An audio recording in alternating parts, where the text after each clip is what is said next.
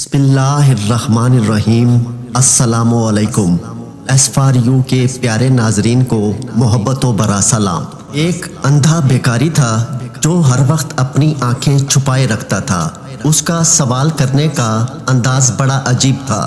وہ لوگوں سے کہتا تھا جو مجھے کچھ دے گا اس کو ایک عجیب بات سناؤں گا، اور جو زائد دے گا اس کو ایک عجیب چیز بھی دکھاؤں گا۔ ابو اسحاق ابراہیم رحمۃ اللہ علیہ فرماتے ہیں، کسی نے اس کو کچھ دیا تو میں اس کے پاس کھڑا ہو گیا۔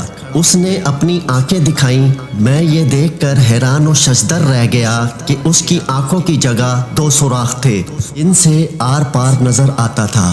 اب اس نے اپنی داستان حیرت سنانی شروع کی اور بتایا کہ میں اپنے شہر کا نامی گرامی کفن چور تھا اور لوگ مجھ سے بے حد خوف زدہ رہتے تھے۔ اتفاق سے شہر کا قاضی یعنی جج بیمار پڑ گیا۔ اس کو جب اپنے بچنے کی امید نہ رہی تو اس نے مجھے 100 دینار بھجوا کر کہلا بھیجا کہ میں ان 100 دیناروں کے ذریعے اپنا کفن تجھ سے محفوظ کرنا چاہتا ہوں۔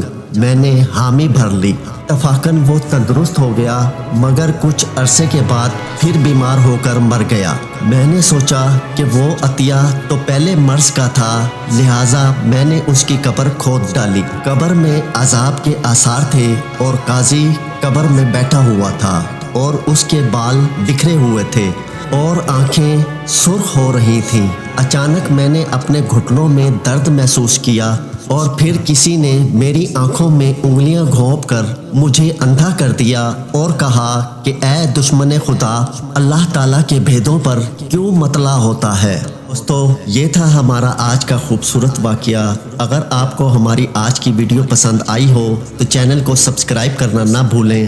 آپ سے پھر ملاقات ہوگی ایک نئی ویڈیو کے ساتھ، تب تک کے لیے اللہ حافظ۔